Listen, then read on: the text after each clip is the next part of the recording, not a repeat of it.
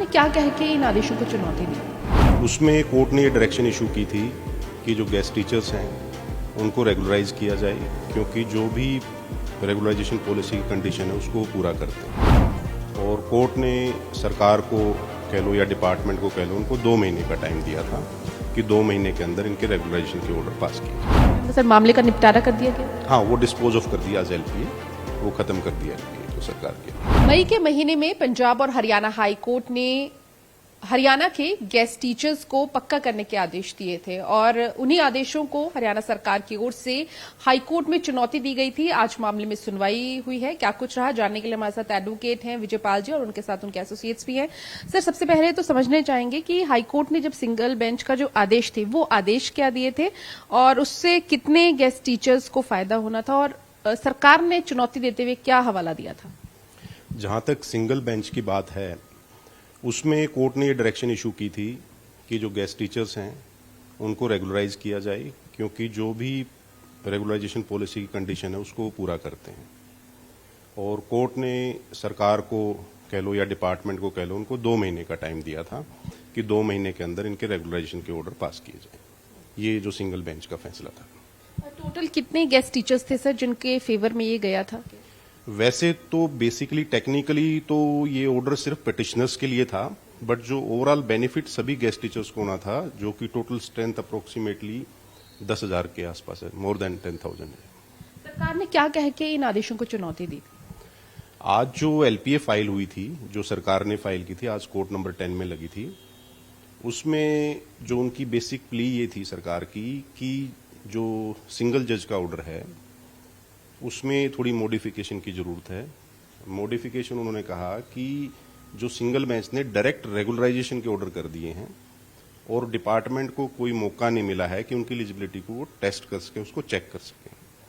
तो कोर्ट ने आज इस ऑर्डर को स्लाइटली मॉडिफाई किया है और उसमें कहा है कि डिपार्टमेंट इन सबका जो भी गेस्ट टीचर्स हैं इनका केस कंसिडर करेंगे और एज पर रेगुलराइजेशन पॉलिसी और as per supreme court judgement करेंगे, और अगर वो सभी कंडीशंस पूरी करते हैं तो उनको रेगुलराइजेशन के ऑर्डर करने हैं with in 2 months. Supreme court के ऑर्डर्स जानना क्या थे सर? ये मदन सिंह का केस था जो सुप्रीम कोर्ट में पेंडिंग था। पहले 2014 में जो ये पॉलिसी आई थी, 2 पॉलिसी आई थी, एक आई थी 3 इयर्स की, एक आई थी 10 इयर्स की।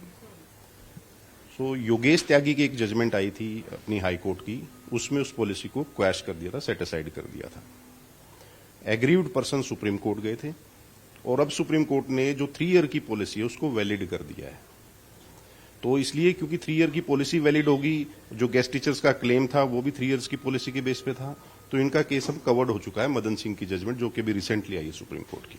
यानी कि हरियाणा सरकार को 2 महीने का टाइम और दिया है और उसमें ये चीज कही गई है कि जो टीचर्स जिन्हें रेगुलर करना है उनका क्राइटेरिया पूरा देखा जाएगा। हाँ, वो एक अपॉर्चुनिटी मिली है स्टेट को कि वो पहले एग्जामिन करेंगे कि ये पॉलिसी में फिट बैठते हैं नहीं बैठते, और पॉलिसी में फिट बैठते हैं तो सुप्रीम कोर्ट से कवर्ड है या नहीं है।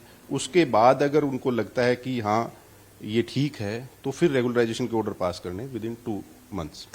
सर, जिस तरीके से ये पूरी प्रक्रिया है, क्योंकि पहले ऑर्डर्स भी अभी अच्छे से फॉलो नहीं हुए थे और इस दौरान ही एलपीए फाइल की गई, क्या समझते हैं कि टाइम ठीक है, इतने में हो पाए?